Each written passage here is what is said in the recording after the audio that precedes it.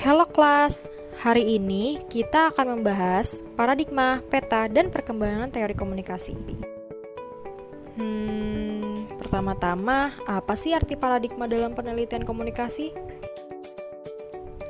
Dalam ilmu komunikasi, terdapat beragam paradigma atau perspektif sebagai fondasi filosofis yang dapat digunakan dalam penelitian dan masing-masing memiliki kualitas kriteria berbeda. Di antaranya adalah paradigma klasik, paradigma konstruktivistik, dan paradigma kritis. Ketidakjelasan paradigma serta posisi metodologi dapat mempersulit peneliti sewaktu melakukan penelitian. Selain akan menyulitkan peneliti dalam goodness atau quality kriteria, juga akan menyebabkan hasil riset menjadi amat terbuka terhadap kritik dari berbagai perspektif yang berbeda. Dalam hal ini, isu pokok yang sebenarnya bukanlah pembedaan antara penelitian kuantitatif dengan kualitatif, tetapi perbedaan epistemologi, ontologi, dan aksiologi antar paradigma yang ada. Sedangkan dalam penelitian ilmu komunikasi, terdapat 4 paradigma yang memayungi, yakni paradigma positivistik. Pandangan paradigma ini didasarkan pada hukum-hukum dan prosedur-prosedur yang baku. Ilmu dianggap bersifat deduktif, berjalan dari hal yang umum bersifat abstrak menuju konkret dan bersifat spesifik. Ilmu dianggap nomotetik, yaitu didasarkan pada hukum-hukum yang kausal, universal, dan melibatkan sejumlah variabel. Paradigma positivistik pada akhirnya melahirkan pendekatan kuantitatif. Yang kedua adalah paradigma post-positivistik. Mempercayai adanya realitas eksternal yang objektif, terpola, teratur, dapat diamati, dan terpisah atau di luar dari individu. Paradigma ini mengadopsi prinsip realisme kritis, yaitu tidak ada satu-satunya realitas objektif, dan tidak semua realitas objektif tersebut dapat dilihat atau dirasakan secara benar oleh individu. Selanjutnya, paradigma interpretif. Paradigma ini menekankan pada ilmu bukanlah didasarkan pada hukum dan prosedur yang baku. Setiap gejala atau peristiwa bisa jadi memiliki makna yang berbeda. Ilmu bersifat induktif, berjalan dari yang spesifik menuju ke yang umum dan abstrak.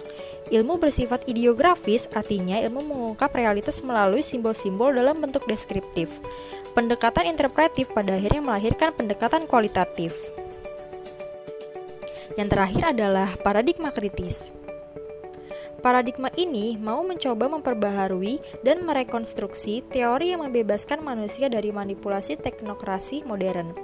Ciri khas paradigma kritis adalah bahwa paradigma ini berbeda dengan pemikiran filsafat dan sosiologi tradisional. Pendekatan paradigma kritis tidak bersifat kontemplatif atau spekulatif murni. Nah, untuk yang di bawah ini adalah contoh dari pemetaan paradigma positivis, paradigma interpretif, dan paradigma kritis. Implikasi dalam penelitian. Robert Craig dalam Little John tahun 2009 membagi menjadi 7 tradisi dalam penelitian ilmu komunikasi, di mana masing-masing tradisi tersebut hadir dalam ranah komunikasi.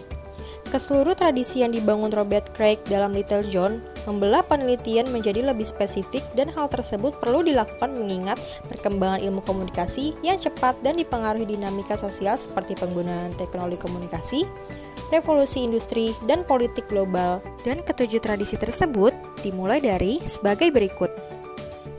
Tradisi semiotik.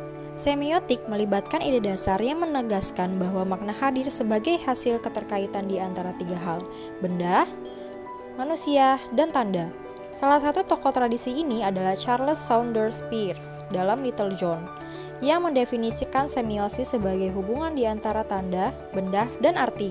Yang kedua adalah tradisi fenomenologis. Fenomenologis berasumsi bahwa pengalaman sadar orang terhadap sebuah fenomena merupakan sesuatu yang secara aktif dapat dipahami dan dapat digali lebih sehingga mempunyai kemampuan untuk digunakan menjadi landasan teoritis. Little John dalam bukunya menghadirkan keragaman dalam tradisi ini, yaitu fenomenologi klasik, fenomenologi persepsi, dan fenomenologi hermeneutik. Selanjutnya adalah tradisi sibernetika. Gagasan utama tradisi ini adalah melihat komunikasi yang merupakan sekumpulan elemen yang berinteraksi dengan membentuk golongan yang lebih dari kumulatif.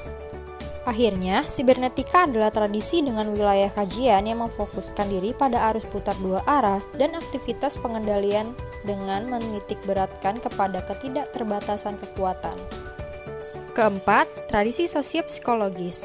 Gagasan utama tradisi ini adalah bagaimana membongkar proses komunikasi yang berawal dari individu-individu yang terlibat dalam aktivitas komunikasi.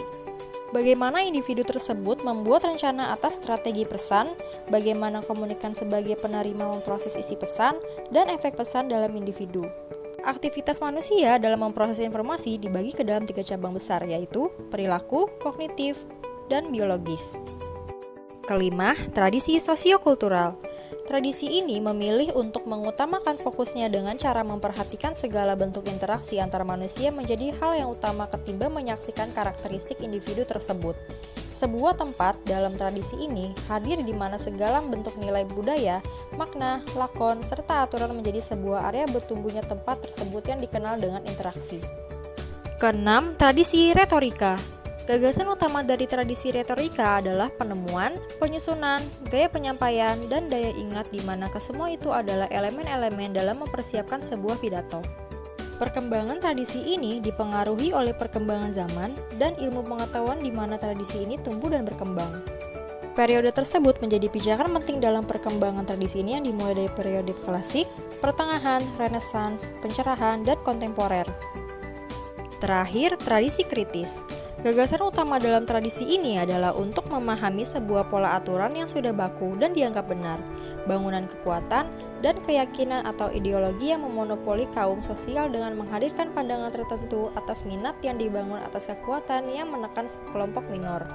Gagasan berikutnya adalah tradisi ini menitik beratkan dalam proses membongkar kondisi-kondisi tindasan mayoritas terhadap minoritas yang akhirnya memberikan rangkaian kekuatan untuk mempromosikan sebuah emansipasi dalam masyarakat.